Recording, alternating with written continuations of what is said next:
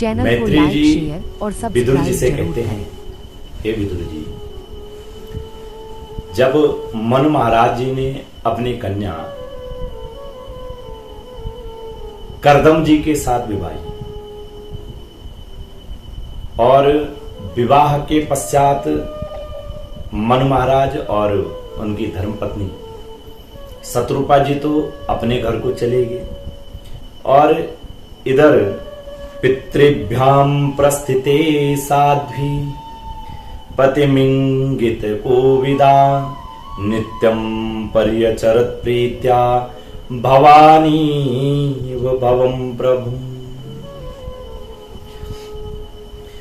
माता पिता के पितृभ्याम प्रस्थिते साध्वी, माता पिता के चले जाने पर पति के अभिप्राय को समझ लेने में जो कैसी हैं, कुशल हैं, वह साध्वी कौन? मनु महाराज जी की पुत्री देवहूति करदम जी की प्रतिदिन प्रेम पूर्वक सेवा करने लगी और किस प्रकार से? ठीक उसी प्रकार से जैसे पार्वती मैया जो भगवान शंकर की सेवा शुश्रूषा करती हैं और विश्रम्भेणात्म शौचेन गौरवेण दमेन च शुश्रूषया सौहृदेन वाचा मधुरया च भू। उन्होंने काम, वासना, दंभ, द्वेष, लोभ, पाप और मद का त्याग करके और बड़ी सावधानी और लगन के साथ सेवा में तत्पर होकर के और विश्वास, पवित्रता, गौरव, संयम और शुश्रूषा, प्रेम और मधुर भाषण आदि गुणों से अपने परम तेजस्वी जो पतिदेव हैं करदम मुनि जी को उनको संतुष्ट कर लिया। और देवहूति समझती थी कि मेरे पतिदेव देव से बढ़कर है, क्योंकि शास्त्रों में स्त्री के निमित्त सबसे बड़ा देव पति को माना गया है। पति की स्वीकृति दी गई है कि यह पति ही विवाह के पश्चात आपके गुरु हैं और आपके ही देव के स्वरूप में कौन है? पति का ही स्वरूप दिया गया है। तो क्या समझती हैं कि मेरे पति देव ही इस संसार में सबसे बढ़कर के मेरे देव हैं, इसलिए उनसे बड़ी बड़ी आशाएं रख करके और उनकी सेवा में लगी रहती। इस प्रकार बहुत दिनों तक अनुवर्तन करने वाली उस मनुपुत्री को व्रत आदि का पालन करने से दुर्बल हुई देख देवर्षि करदम को दयावश कुछ खेद हुआ और उन्होंने उनसे प्रेम पूर्वक गदगद वाणी में कहा, हे मनुनंदिनी, हे देवी, तुष्टो हमध्य तव मान अभिमान दाया शुश्रूषया परमया परया च भक्त्या यो देहि नामयमतीव सुहृस्वदेहो नावीक्षितः समुचितः क्षपितुं मदर्थे। हे मनुनंदिनी, तुमने मेरा बड़ा आदर किया है। तुष्टो हम अद्य तव मान विमान दाया, मैं तुम्हारी उत्तम सेवा से, परम भक्ति से बहुत संतुष्ट हूं और सभी देहधारियों को अपना शरीर अत्यंत प्रिय होता है। इस संसार में यो देहि नाम यतीव सुहृद स्वदेहो, सब लोग अपने इस देह को बड़ा आदर करते हैं, बड़ा प्रेम करते हैं और यह जो देहधारियों को जो है अपना शरीर कैसा है? बड़ा प्रिय है एवं आदर की वस्तु होता है। किंतु तुमने जो है मेरी सेवा के आगे उसके क्षीण होने की भी कोई परवाह नहीं की। अतः अपने धर्म का पालन करते रहने से मुझे तप, समाधि, उपासना और योग के द्वारा जो भय और शोक से रहित जो भगवत प्रसाद स्वरूप विभूतियां प्राप्त हुई हैं, उन पर मेरी सेवा के प्रभाव से अब तुम्हारा भी अधिकार हो गया। हे मनुपुत्री, हे मनुकन्या, मैं तुम्हें दिव्य दृष्टि प्रदान करता हूं और उसके द्वारा तुम उन सबको देखो। अन्ये पुनर्भगवतो भ्रव उद्विजम्ब विभ्रंसितार्थ रचना किमुरुक्रमस्य सिद्धासि बुंक्ष विभवान निज धर्म दोहान दिव्यान नरैर्दुर धिगान नृप विक्रिया भी। आप जो है, जो मैं दिव्य दृष्टि आपको प्रदान कर रहा हूं, उस दिव्य दृष्टि के द्वारा आप देखो कि अन्य किस चीज को देखो कि अन्य जितने भी भोग हैं वे तो भगवान श्री हरि के, नारायण के भ्रुकुटी विलास ने मात्र से नष्ट हो जाते हैं और अतः वे इनके आगे कुछ भी नहीं है। इसलिए तुम मेरी सेवा से कृतार्थ हो गई हो। तुमने अपने प्रतिव्रत धर्म का पालन करने से तुम्हें ये दिव्य भोग प्राप्त हो गए हैं, तुम इन्हें भोग सकती हो। हम राजा हैं, हमें सब कुछ सुलभ है। इस प्रकार जो अभिमान आदि विकार हैं, उनके रहते हुए मनुष्यों को इन दिव्य भोगों की प्राप्ति होनी कठिन हो जाती है। और कर्दम जी के इस प्रकार कहने से अपने पतिदेव को संपूर्ण योग, माया और विद्याओं में कुशल जान करके उस अबला की सारी चिंताएं दूर हो गई और उनका मुख किंचित संकोच भरी चितवन और मधुर मुस्कान से खिल उठा और वह विनय एवं प्रेम से गदगद वाणी में और कर्दम मुनि जी से कहने लगी, राधम बत द्विज वृषै तदमोघ योगम आ मायाधिपे त्वयि विभो तदवैमि भर्तः यस्तेभ्यधायि समय सकृदंग संगो भूयाद्गरीयसि गुणः प्रसव सतीनां।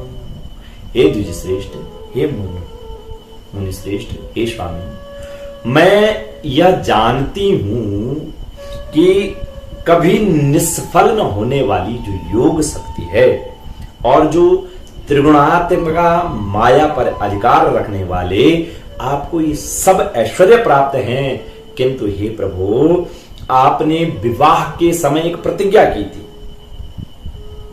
कौन सी? कि गर्भाधान होने तक मैं तुम्हारे साथ गृहस्थ सुख का उपभोग करूंगा और उसकी अब पूर्ति होनी चाहिए, क्योंकि श्रेष्ठ पति के द्वारा संतान प्राप्त होना पतिव्रता स्त्री के लिए बहुत बड़ा लाभ है। तत्रेति कृत्यमुपशिक्ष यथोपदेशम येनै समीकर्षितो तिरिसंशयात्मा सिद्धे तते कृतमनो भवदर्शिताया दीनस्तदीश भवनम सदृशम विचक्ष। हम दोनों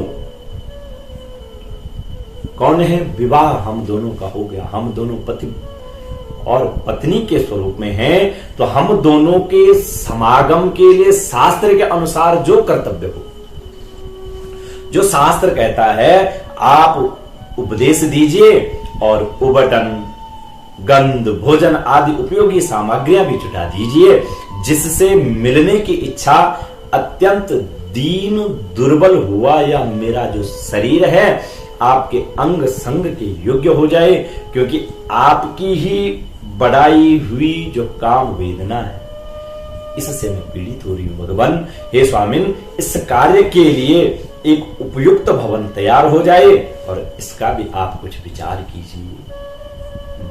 मैत्रेय जी कहते हैं, प्रियाय प्रियम मन विच्छिन्न कर्दमो योगमा स्थिता विमानम कामगम छत्तस तरिहेवा विरचीकरत। ये विदुर जी, कर्दम मुनि ने अपनी प्रिया की इच्छा को पूर्ण करने के लिए उसी समय योग में स्थित होकर के और एक विमान रचा जो इच्छानुसार सर्वत्र जा सकता था।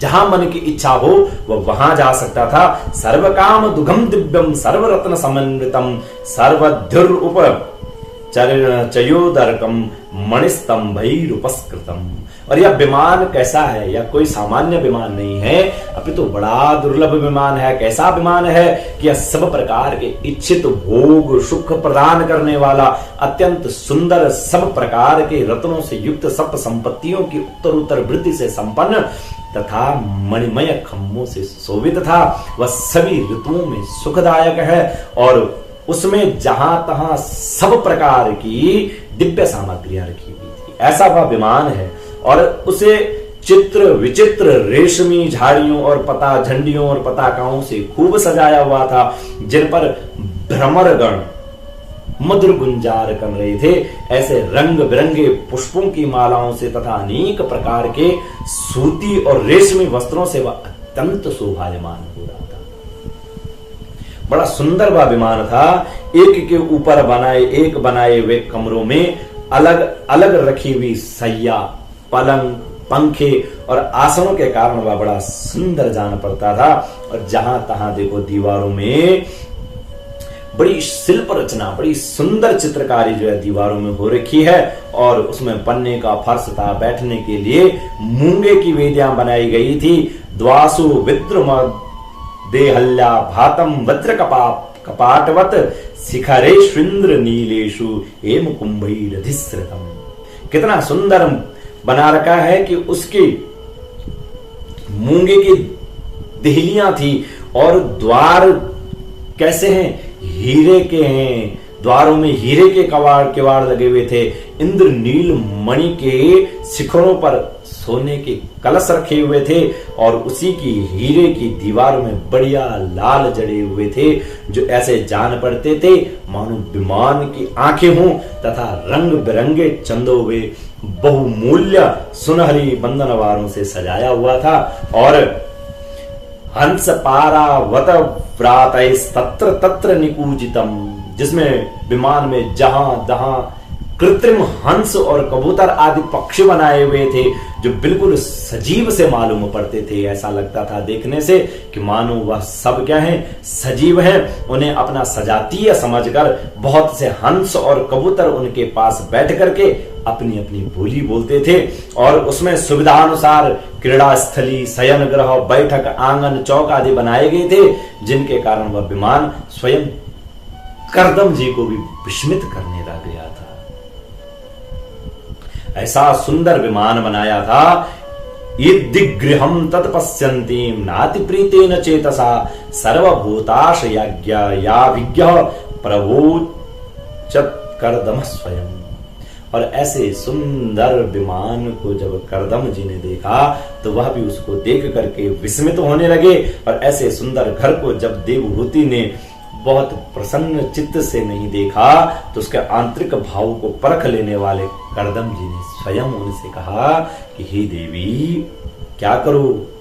निमज्जासन हृदय भीरु विमानो मिदमारुहा। हे भीरु, हे देवी, इस विमान पर आप आरूढ़ हो जाइए, इस बिंदु सरोवर में स्नान करके और इस विमान पर चढ़ जाओ। यह भगवान विष्णु का रचा हुआ तीर्थ मनुष्यों को सभी कामनाओं की प्राप्ति कराने वाला है। और कामलोचना देवहूति ने अपने पति की बात मान करके और सरस्वती के पवित्र जल से भरे हुए उस सरोवर में प्रवेश किया।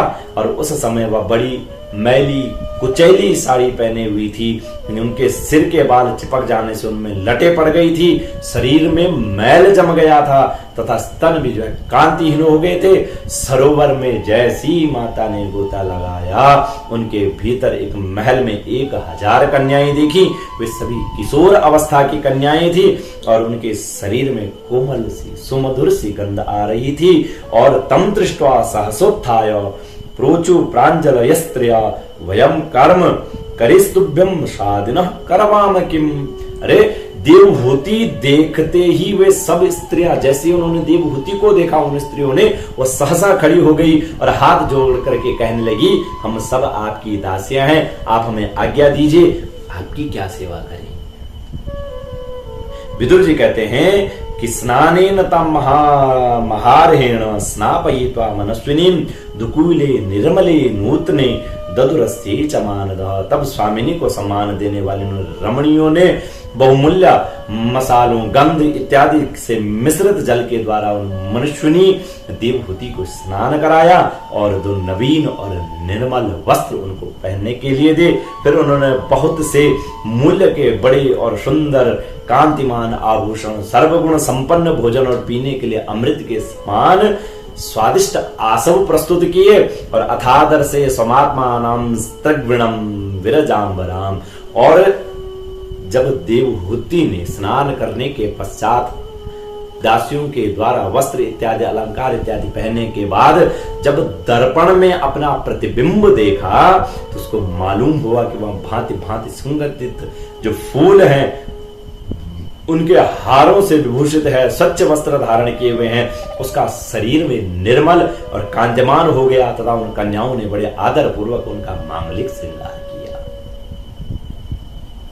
स्नातम कृत स्रस्नानम सर्वाभरण भूषितम निष्कग्रीवम वलयिनम पूजात कांचन नूपुरम श्रोण्योरध्यस्तया कांचा कांचन्या बहुरत्नया हारेण च महारेण रुचकेन च भूषितम सुदता शुभ्रवास्लक्षण स्निग्धा पांगेन चक्षुषा पद्मकोशस्पृधा नीलै रलस्कैश्चल सम्मुखम्। जब वह स्नान करने के पश्चात उसे सिर से स्नान कराया गया और स्नान के पश्चात अंग अंग में अनेकों प्रकार के सुंदर आभूषण इत्यादि जब सजाए गए तो उनके गले में हार, हुमेल, हाथों में कंकण, पैरों में छमछमाती हुई सोने की पाजीब सुशोभित हैं, कमर में पड़ी हुई सोने के रत्न जटित करधनी बहुमूल्य मणियों के हार से अंग अंग में लगे हुए कुमकुम आदि मंगल द्रव्यों से उनकी अपूर्व पूर्व शोभा प्राप्त हो रही है। उनका मुख सुंदर दंत वाली मनोहर भौहें, कमल की कली से स्फुरता करने वाली प्रेम कटाक्ष में सुंदर नेत्र और नीली अलकावली से बड़ी सुंदर वह देवहूति का श्रृंगार जान पड़ता है। और विदुर जी कहते हैं कि विदुर जी से कहते हैं कि हे विदुर जी, जब देवहूति ने अपने प्रिय पतिदेव का स्मरण किया तो अपने को सहेलियों के सहित वहीं पाया जहां प्रजापति करदम जी विराजमान थे। उस समय अपने को सहस्त्रों स्त्रियों के सहित अपने प्राणनाथ के सामने देख और इसे उनके योग का प्रभाव समझ करके और देवहूति जी को बड़ा विस्मय प्राप्त हुआ। हे विदुर जी, सताम कृतमल स्नानम बिभ्राजंतीम पूर्ववत आत्मनो बिभ्रतीम रूपम संवीतरुचिरस्तनी। जब करदम जी ने देखा कि देवहूति का शरीर कैसा हो गया, सताम कृतम स्नानम, सुंदर स्नान करने के पश्चात जो है निर्मल हो गई हैं और वह विवाह काल से पूर्व जैसा रूप था उसी रूप को पाकर के वह अपूर्व शोभा को प्राप्त हो रही हैं और हजारों विद्याधरियां जो उनकी सेवा में लगी हुई हैं तथा उनके शरीर पर सुंदर सुंदर वस्त्र अलंकार इत्यादि शोभा पा रहे हैं। तब उन्होंने बड़े प्रेम से उन्हें विमान पर चढ़ाया। तस्मिन् लुप्त महिमा प्रिययानुरक्तो विद्याधरी विमाने बभ्राज उत्कच कुमुद गणवानपीच्यस ताराभिरावृत इवोडुपतिर्नवस्था। जब उनको विमान में चढ़ाने लगे तो उस समय अपनी प्रिया के प्रति अनुरुक्त होने पर प्रिया के प्रति अनुरुक्त होने पर भी करदम जी की महिमा कम नहीं हुई, अर्थात उनकी मन और इंद्रियों पर अपनी प्रभुता है वह कम नहीं हुई और विद्याधरियों उनके शरीर की सेवा कर रही थी। खिले हुए कुमुद के फूल के श्रृंगार करके अत्यंत सुंदर शोभायमान हुए और वे विमान पर इस प्रकार शोभा पा रहे थे मानो आकाश में तारा गण से गिरे हुए चंद्रदेव विराजमान हो। तेनाष्टलोक पविहार कुला चलेन्द्र द्रोणीश्वरं गसखमारुत सौभगासु सिद्धैर्नुतोद्युद्निपातशिव स्वनासु रेमे चिरं धनदवल्ललनावरुति। और विमान पर जो है जब निवास कर गए, उन्होंने दीर्घ काल तक कुबेर जी के समान मेरु पर्वत की घाटियों में विहार किया। तो वे घाटियां 8 लोकपालों की विहार भूमि है। इनमें कामदेव को बढ़ाने वाली शीतल मंद सुगंध वायु चलकर और इनकी कमनीय शोभा का विस्तार करती हैं तथा श्री गंगा जी के स्वर्गलोक से गिरने की जो मंगलमय ध्वनि है वह निरंतर गूंजित होती है। और उस समय भी दिव्य विद्याधरियों का समुदाय उनकी सेवा में उपस्थित था और सिद्ध गण वंदना करने लगे। सिद्ध गण जो उनकी वंदना कर रहे थे। और इस प्रकार वह प्राण प्रिय देवहूति के साथ उन्होंने वैश्रंभक, सुरसन, नंदन, पुष्पभद्र और चैत्र रथ आदि अनेकों देवोद्यानों तथा मानस सरोवरों में अनुराग पूर्वक विहार किया। ब्राज शृणुना विमानेन कामगेन महीयसा वैमानिकान्यतशेत चरणलोकान्यतानिल। इसी प्रकार से उस कांतिमान और इच्छानुसार चलने वाले उस श्रेष्ठ विमान पर वह विराजमान होकर के बैठ करके और वायु के समान सभी लोकों में विचरते हुए और कर्दम जी विमान विहारी देवताओं से भी आगे बढ़ गए। और हे विदुर जी, जिन्होंने भगवान के भव भयहारी पवित्र पाद पद्मों का आश्रय लिया है, उन धीर पुरुषों के लिए कौन सी वस्तु या शक्ति दुर्लभ है। अर्थात इस संसार में जिसने भगवान के श्री हरि चरणों का आश्रय प्राप्त कर लिया, तो इस संसार में उसके लिए कोई भी वस्तु दुर्लभ नहीं है। प्रेक्षयित्वा भुवो गोलम पत्नी यावान स्वसंस्थया भवश्चर्यं महायोगी स्वश्रमाय न्यवर्तत।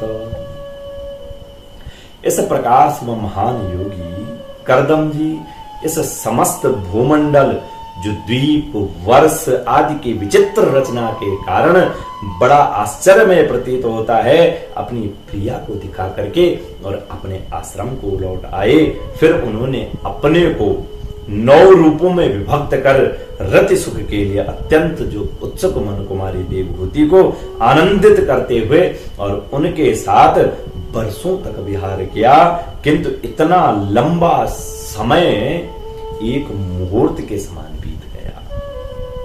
तस्मिन् विमान उत्कृष्टाम सय्याम रतिकरीं श्रिता न चाबुध्यत तं कालम पत्यापीचेन संगता। और उस विमान में रति सुख को बढ़ाने वाली बड़ी सुंदर सैया का आश्रय लेकर और अपने परम रूपवान प्रियतम के साथ रहती हुई देवहूति को इतना काल कुछ भी, इतना समय कुछ भी नहीं लगा कि वह कितनी समय बीत पड़ा है। और इस प्रकार उस कामासक्त दंपति ने अपने योग बल से सैकड़ों वर्षों तक विहार करते हुए और बहुत थोड़े समय के समान वह काल निकल गया।